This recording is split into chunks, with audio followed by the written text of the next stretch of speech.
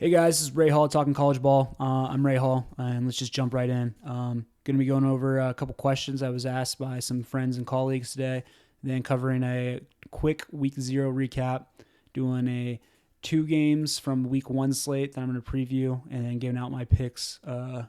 Only 4, but it's for the Thursday and Friday night games only. Expect a full slate of bet picks for the Saturday game, either Friday or Saturday, once I get those ironed out. Jumping into the first question, going to be talking about Alabama. I had 2 separate questions about this.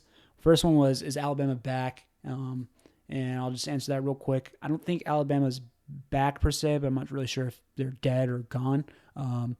It's been, 4 years since they last won a national championship. They still are recruiting at a top level. They're still have one of the best rosters in all of college football.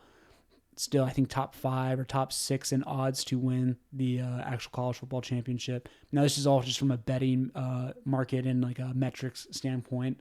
But if you look at it, they've been able to retain talent, kind of get in who they want in the program. And Kalen DeBoer is a big game head coach, has a great record versus other top head coaches. I think last year was kind of a rude awakening to him about the depth of the SEC.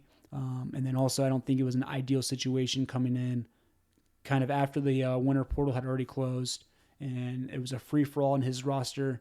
He had to kind of touch things with very gentle hands around the program because he didn't need to get everyone out right away. But now it's kind of his program and his culture's instilled. He has his guy, Ryan Grubb, back at OC. He kept Womack. So I think they're in a good spot. I guess you can say they're officially back if they win the SEC again and make a playoff run, or if they win a national championship again. That's when they'll officially be back. But I don't really think they went anywhere. So next question pertaining to Alabama is about Ty Simpson and their chance to win a national championship. The question exactly was, can Alabama expect Ty Simpson to lead them to a national championship despite reports that OCs haven't been impressed with him in the past? Kind of looking at that is DeBoer didn't go to the portal for a quarterback this year, so obviously he liked the room he had. Now part of that might be they had Keelan Russell coming in, who's a 5-star plus out of Duncanville, Texas, so that could play into it. But I also think they are not really looking for this world beater at quarterback. I think they're kind of looking for someone that's going to be able to manage the game, control the ball, and get the ball to the playmakers on the outside. They're littered with talent on the outside. Obviously, they have Ryan Williams. Jeremy Bernard returned. He's a really solid receiver. And then they got the transfer from Miami, Isaiah Horton. So I think they really like what they have on that side of the ball. And I know they love what they have on the defensive side of the ball. It's going to be a top 10 unit, possibly top 5 unit. A lot of guys had a chance to go to the NFL draft, decided to stay, play another year, obviously to improve their draft stock, but also kind of help DeBoer in this transition time to leave Alabama at a solid place for them that they can be happy to come back to. Another thing I'll say about that is last year, before the season, a lot of people, even during the season, up until the week before the playoffs, a lot of people were convinced that Will Howard couldn't win a national championship with Ohio State because he just wasn't the guy. That roster was loaded with talent. I'm not saying Alabama's roster is on the same level, but you can see that, okay, I don't need this world beater Heisman quarterback. I just kind of need someone that's going to be able to manage the game. You can call him a game manager if you want, and get the ball to my playmakers, not turn it over, and pick up some first downs when I need them, and kind of come in clutch. So I think Alabama is happy with where they're at with quarterback going into this year. I think it'd be pretty ignorant to say that they can't win a national championship with Ty Simpson at quarterback. I think it'd be also very ignorant to say they're definitely going to win a national championship with Ty Simpson at quarterback. So it's in that middle year, and luckily it's week 1. There's no more off-season talks about it. We can just kind of let the game speak for himself. So next question is, who do you have winning the Big 12? Right now, if I was to give out 2 picks, there's one I already bet on and one I wish I could bet on. I just don't have the guts to do it, to say. But the first one that I've already bet on is Utah. Got them at plus 650 to win the Big 12. If you've been following kind of what's going on with Oklahoma, they followed a similar model. I would call them like the poor man's Oklahoma, or like the great value brand Oklahoma in this sense. They went and got Devin Dampierre and his offense coordinator from New Mexico. Had Dampier transfer in. They have a stout defense, a really solid offensive line with Fanuc, who's going to be a first-round pick. And then their other tackle is probably be a first-round pick in 2 years when he's eligible. And they have a good running game, and he's just going to add to that. He's dynamic with his feet. He is an average to slightly above average thrower, but it's really going to open up for him when they have wide open guys running down the field because they're loading the box to stop this run. And Kyle Whittingham's one of the best coaches in college football. If you look at what he's been able to do on a consistent basis, with the exception of last year, it's kind of eye-opening to see how successful he's been at a second-tier program, I guess you could say. Not one of the big-name blue bloods. It's so funny. He won 7 games last year, and everyone's ready to write off Utah. But all Kyle Whittingham's done is won 9-10 games, win the Pac-12 a couple times against teams with much more talent than he had. So that's a pick I really like. The next pick is, like I said, I can't take it because I've been burned too many times by this team and the specific player I'm going to mention. But it's Kansas Jayhawks. And talking about Jalen Daniels, he's one of the most dynamic players in college football when he's on the field. The only problem is the on the field part. Has the injury bug. He kind of been injury prone in the past, and once he goes out, that offense is just not the same. So if you can count on him to give you 12 games this year, I really like him to win the Big 12. I mean, I would even put in a Jalen Daniels Heisman ticket.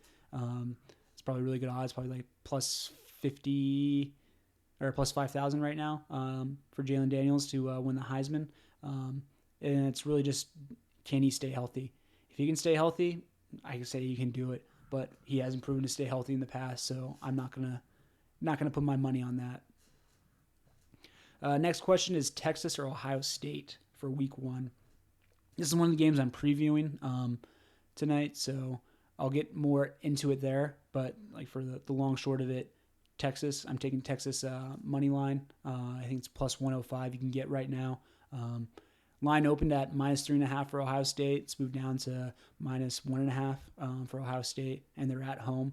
But I think Texas is just well equipped for this game.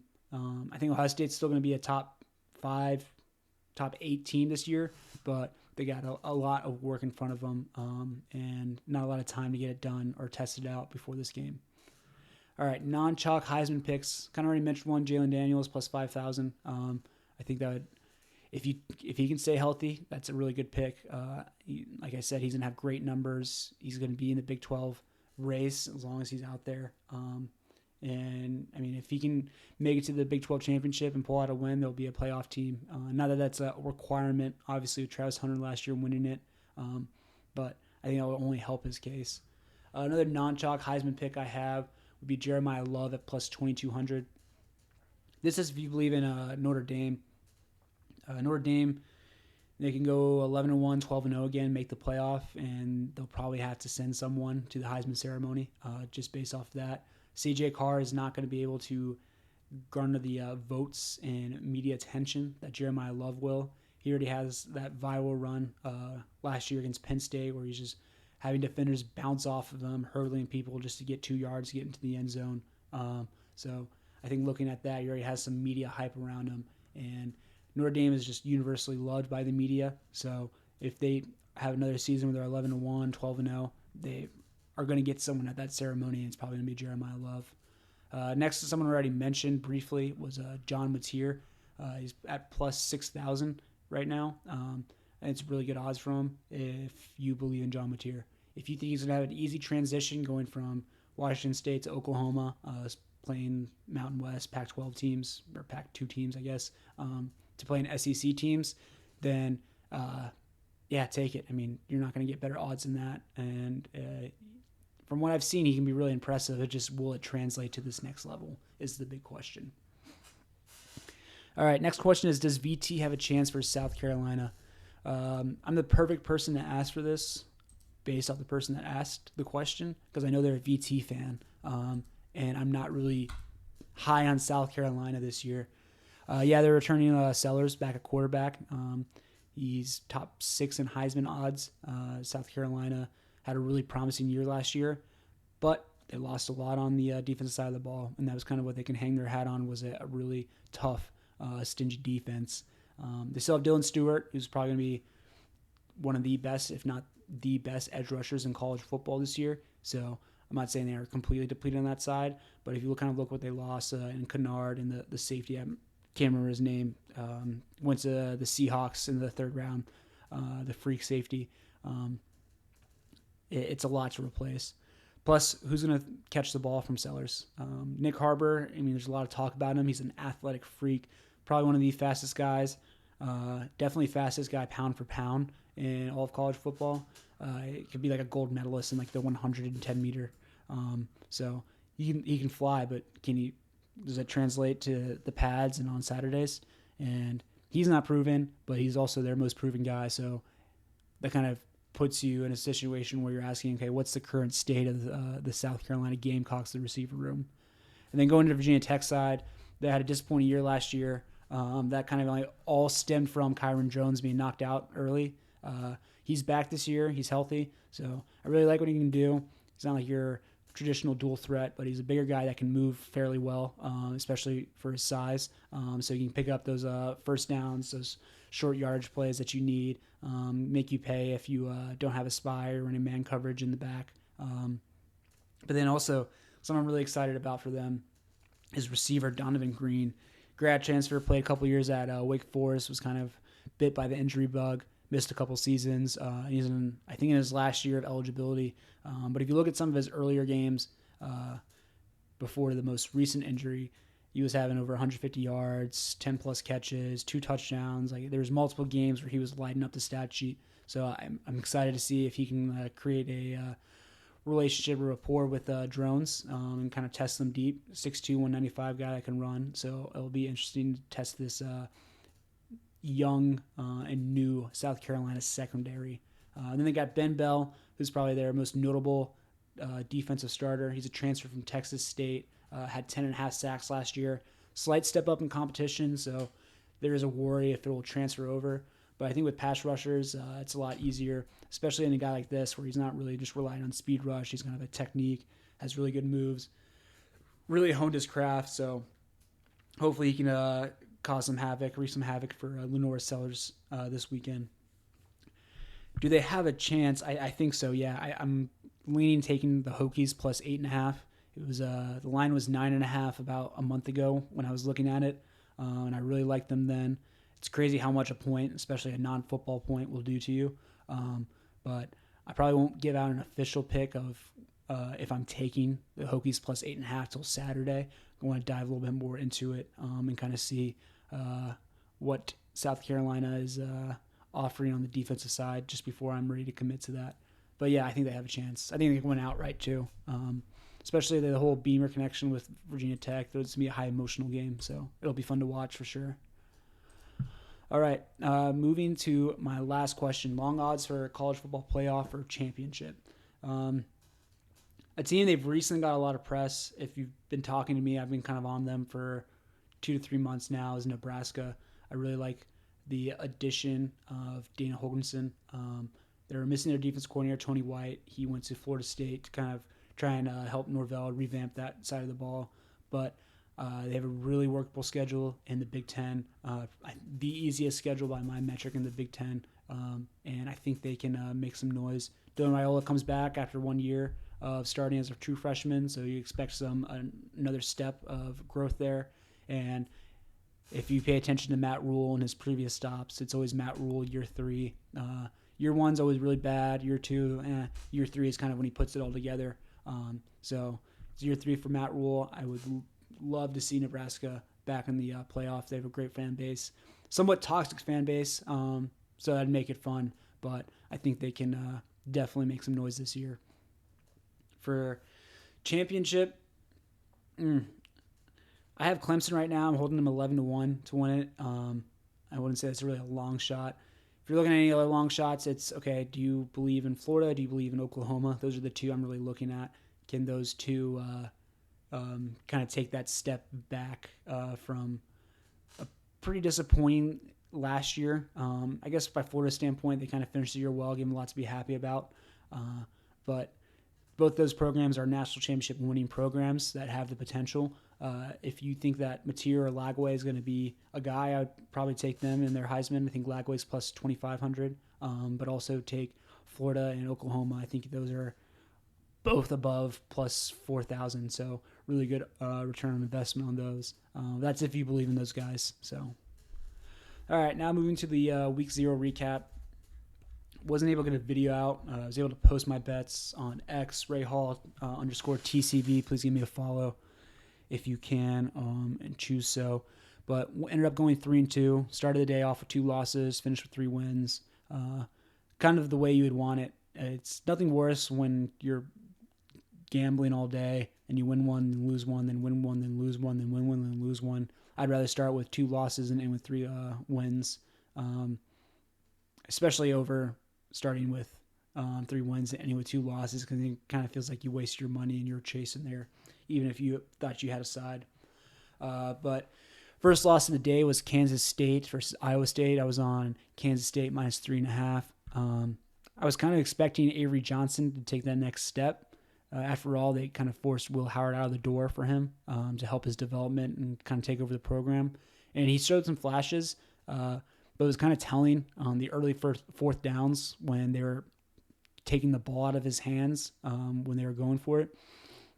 Didn't really like that, and especially on the other side where you had Iowa State, every time they went for a 4th down, Rocco Becht was the one making the decision, making the play with his feet and with his arm. So that kind of proves or shows to you how these coaches feel about each individual player. I think Rocco Becht has done a lot in his college career to like about him. I was worried about how he was going to gel with his new receivers after losing Higgins last year and the other guy, his name's escaping me. But losing his top 2 receivers last year. If you look at his stat sheet, 14 of 28, 183 yards. He didn't really blow up, but he had 2 touchdowns. No receiver over 3 catches, so he kind of spread the ball out well. And I think it's going to be like that for a little bit until they kind of find their go-to guy. But you kind of also saw Matt Campbell go back to his more traditional offense that he likes to call, over 90% of 12 or 13 personnel, less than 10% of 11 personnel. So relying really heavily on those tight ends, moving them all around. I think there was like 4 or 5 plays where they had 4 tight ends out there lined up all over the place. So that's kind of more traditionally Matt Campbell and what he wants to do. They're also able to run the ball with ease. Campbell did a great job spilling Sama and Hansen. Hansen, I think, had the majority of the carries in the first quarter, didn't really touch the field in the second and third, and then came in well rested in the fourth quarter and just kind of pounded down the Wildcats' throat, and they really had no answer for that. Kleiman, I thought he did a good job. He was aggressive. I think it was the right process, wrong result. The only one that you can be kind of questionable about was that one in their own territory. But I think it was the right play call. The safety just made a great play, filling the gap, making that forcing the turnover on downs. You can argue the spot if you want, regardless. But it's 4th and 1, you should be able to get a yard and then some, and not even make it close out there. And that was the one time they actually did run Avery Johnson, and they still weren't able to convert. Iowa State secondary had some miscues, 2 long touchdown passes to 2 kind of wide open receivers.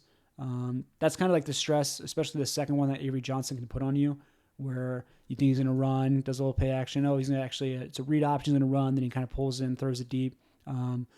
Kind of need to see more of that. It's a new OC, so I'm assuming there's going to be some growing pains for Avery Johnson, the Wildcat offense. Unfortunate that they had to start the season 0-1 in Big 12 play and the regular season. Hopefully they can bounce back from it. It's the Big 12, so I'm expecting some craziness to take place. But awesome for the Cyclones. Return back to American soil, 1-0 in overall and in conference play. Right now they are the leaders for the Big 12, so good for them. Next bet I lost was the next game, UNLV in the under of 65.5. I was not expecting UNLV's defense to look that terrible. They had miscues, terrible tackling, just guys that not in the right position. And also, like, when they even were in the right position, it wasn't like they were making that great of plays. So I think the defense is lacking some serious talent. Dan Mullins, who's a guy that notoriously doesn't like to recruit, just likes to coach ball, is going to have to do some recruiting, or at least hire a GM for the program that wants to do the recruiting, because they're going to need more talent on that side of the ball. But Calandria, AC10, he should be QB1. Enough with this split snaps. The offense looked a lot more in rhythm, dangerous when he was in there. Orgy's a freak athlete, great athlete.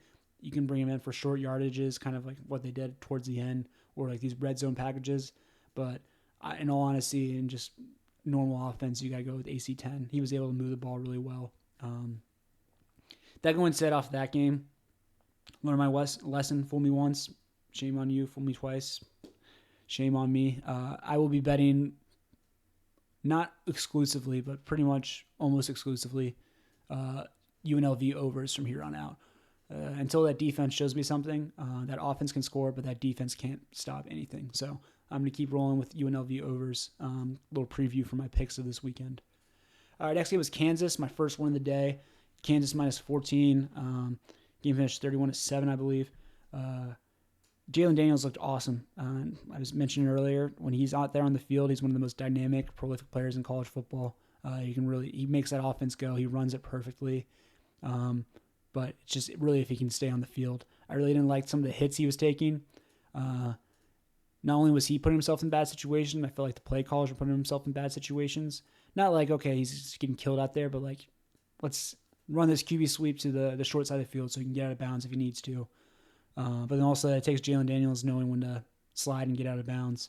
But I really think they have a chance to make some noise there. That offense is so hard to defend. It's just, will he stay healthy? That's the big question.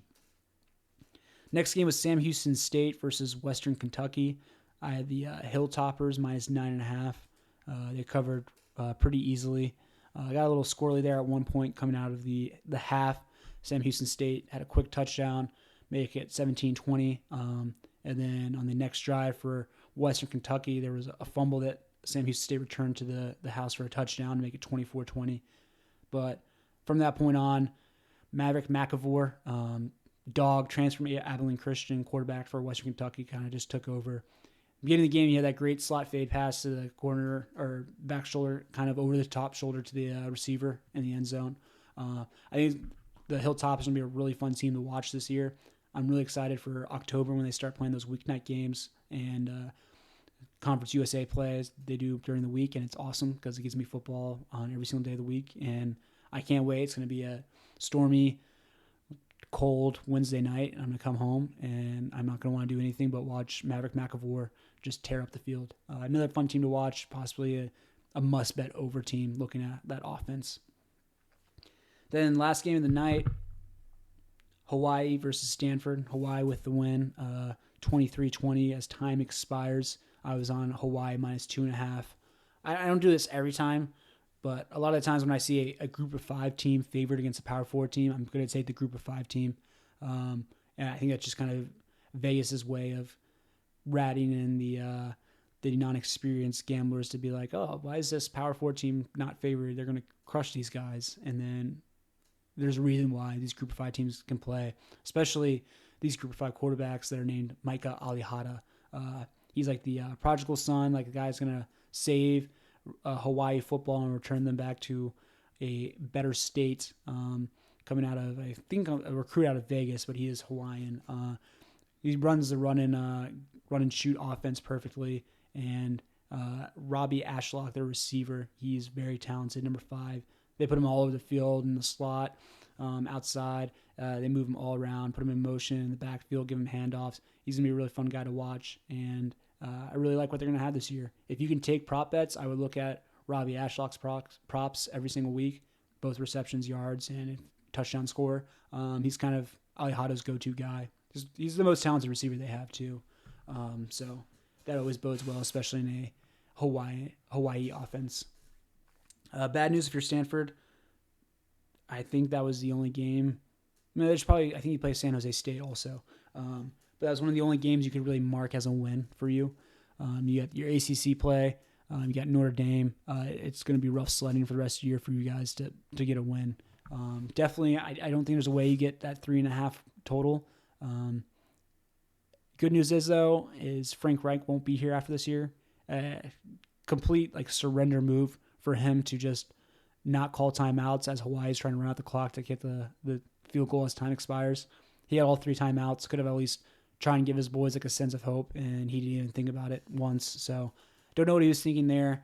That's kind of what I've been talking about, or I will talk about, is like those NFL guys moving to college. It's just like a different game. They kind of understand like the intricacies of college football and how it's different from the NFL.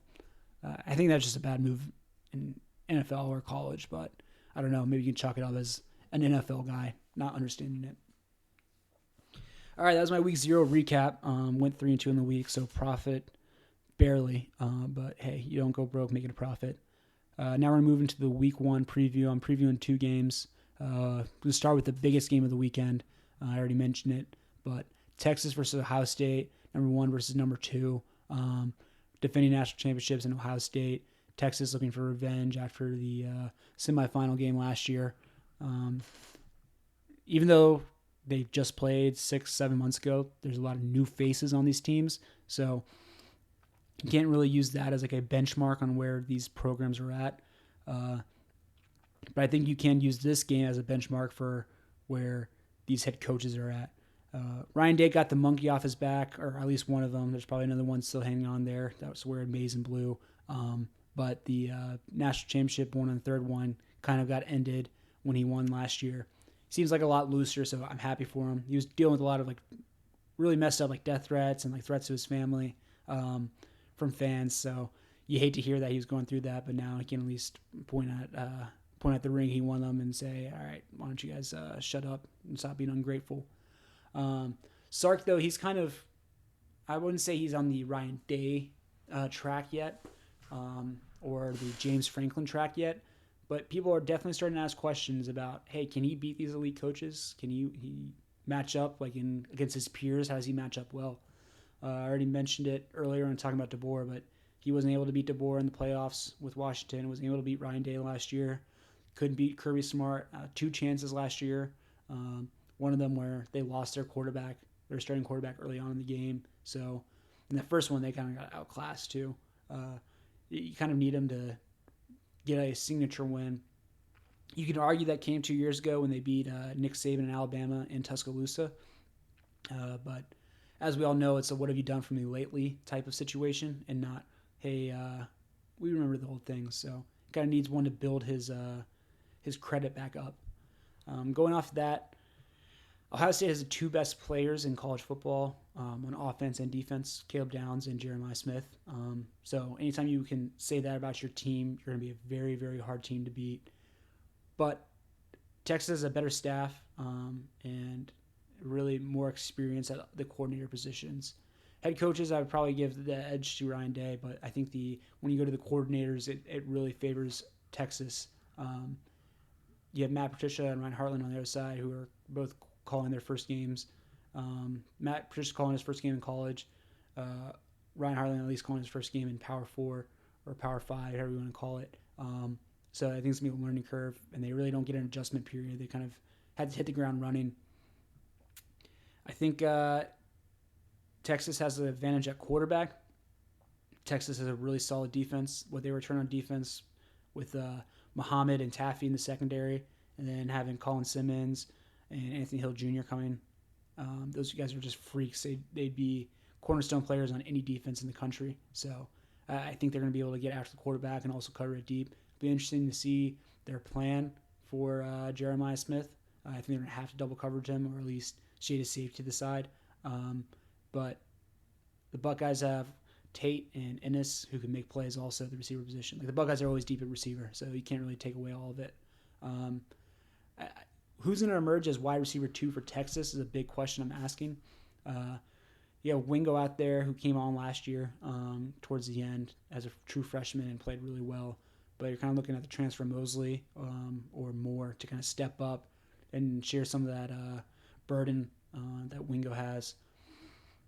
I think Julian Sayan's going to, I don't want to say be in a route for awakening, but his first start, this is a pretty tough place for your first start. Luckily, it's at home for them, but this defensive line is big, they're fast, and they're aggressive, and they're mean. I think there's going to be a lot of batted balls. He's not the biggest guy. I think he's going to try and get a little cute with some arm angles or try and put some balls in tight windows and lead to some turnovers or batted balls. So that's why I'm taking Texas this game. You can't really predict turnovers, but if I had to guess, Texas is going to come out positive in the turnover battle and come out positive in this game. So I'm taking Texas money line plus 105, I believe is where the line's at. Second game I'm going to cover is Auburn versus Baylor. Kind of looking at this, it's Dave Aranda, head coach for Baylor, was on the hot seat last year. Finished the year out strong, kind of instilled confidence back into his program. And Hugh Freeze, as an Auburn head coach, you're kind of perennially on a hot seat unless you're winning 10 games and beating Alabama. So obviously you can't win 10 games in week one, and you can't beat Alabama in week one. But staying off that hot seat, a good start would be winning this game in Waco and going home, starting out 1-0. You really want to see the relationship between Arnold and Hugh Freeze. See if he's been able to kind of instill confidence and rebuild it back in him. He's a talented player, or at least projected to be a really talented player, but it was just a loss in confidence for him last year. So Hugh Freeze hasn't been the most gentle guy when it comes to quarterback development. I mean, you even saw it this year with him throwing the visor, that clip that went viral that I'm sure tons of Auburn fans went to the message board and talked about. But you kind of want to see, okay, how is he going to call the game for him? How is he going to, when things go wrong, how is he going to react to it? Both Hugh Freeze and Jackson Arnold. Biggest key to this game is if Auburn can get 150 rushing yards, I think they win this game. They have a really good offensive line. They match up really well against this 3-5 that, or this 3-4 that Baylor runs. The size on the Baylor defensive line really can't compete with the size on the Auburn's offensive line. But Aranda knows that. He's a defensive head coach. He's a really smart defensive mind, so he's going to try and take away the run and make Jackson Arnold beat him. Which, if this comes between a game of Arnold versus Sawyer Robertson, the Baylor quarterback, I'm taking Robertson. I really like what he's done. He's put a lot of good stuff on tape. Had a really good year last year. A lot of people try to get him out of Baylor, get him into the portal so they can recruit him. He stayed home. It'll be interesting to see how he kind of takes this next step. And if he wants to try and compete with Rocco Becht for best quarterback in the Big 12, which might be the conference quarterbacks this year. You kind of look at what they have going on there. Yeah, I mean, Waco's a crazy place. I think they had the home field advantage, so I'm taking Baylor plus 2.5 here. I may even take him plus 2.5 and money line. I really like what they have on the offensive side of the ball. Kobe Prentice is a really good slot receiver. They also have Pendergast as running back, Washington, another running back, two guys that can run the ball for him, Josh Cameron, and then Ashton Hawkins at receiver. So I think Sawyer Robinson's going to be able to distribute the ball well. It's really, can they stop the run? Can Auburn get a run game? Auburn was pretty snake-bitten when it came to turnovers last year. Like I said, you can't really predict that. But Jackson Arnold was also pretty snake-bitten when he came to turnovers last year, so not really a good combination going on. Auburn's also talking about how they might play three quarterbacks. They already have three different play callers, one for first down, second down, third down. I don't really truly believe they have three different play callers. It's a tempo offense. They probably are picking out the next plays or what they're seeing. And I think they kind of had to say that for like contract reasons, because if you go to another Power 4 job, when you're under contract, it has to be a promotion, so you don't have to pay a payout or a buyout or something like that. So I think they were, okay, he's now coordinator, so they kind of have to say he's calling third down plays or at least helping with play calling to kind of make sure that they're not getting any legal problems there. That insight came from Bud Elliott on Cover 3 at CBS. If you haven't followed him yet, I would follow Bud Elliott. He's really smart mind in college football. He also is a lawyer too, so he can kind of talk about like the whole clearinghouse things they have going on, like all this expansion, all these deals, all these NIL deals they have going on. He kind of knows a little bit more because he has that law background where you can get into the contracts, kind of understand what's going on. All right, kind of went over my first two picks: Texas Texas money line plus 105, Baylor plus 2.5, possible sprinkle of money line. Next pick I'm going with is South Florida plus 6.5 versus Boise. I really love this pick when the forecast was supposed to be like hot and humid. Now it looks like it's going to be rain down in South Florida. I'm still going to ride with Alex Golesh and the Bulls. Really hard offense to game plan for. And like I said, traveling from Idaho to Florida, even if it wasn't for like the actual climate and weather, is a hard thing to do. And you guys don't have someone named Ashton Genty back there for the Boise State. So it's going to be hard for them to kind of get into their offensive groove right away. And if you could fall behind this South Florida team, it's really hard to catch up with them. And just think about those Tennessee offenses with those wide splits, and when they're really humming, it's a track meet, and you don't even know where you're going to hit from. Next play is Georgia Tech and Colorado under 52.5. This one's pretty simple. I'm not confident in Colorado's quarterback room. Deion Sanders, unfortunately, was dealing with health issues. Fortunately, he's recovered and beat I think it was pancreatic cancer or his prostate cancer. Is one of the two, but he beat the cancer. I'm glad he's healthy, but he hasn't been around the program a lot, so I'm not really sure what the state of the program is. Georgia Tech's going to want to run the ball, make it an ugly game because Colorado doesn't want to make it ugly, and they're going to run the ball and get out of there with a win. It originally was at 3.5, Georgia Tech. I've seen it jump to 5.5. I still might take the Yellow Jackets to cover the 5.5, but I'm definitely taking that under 52.5. And this one I already hinted at earlier, but UNLV and Sam Houston State over 60.5. I play this one all the way up to 62.5. Probably even past that, but 62.5 still gives you the football number of 63. There's going to be a lot of both teams run tempo, both teams can make mistakes, and both teams can make plays. So it's setting up for a high-scoring game.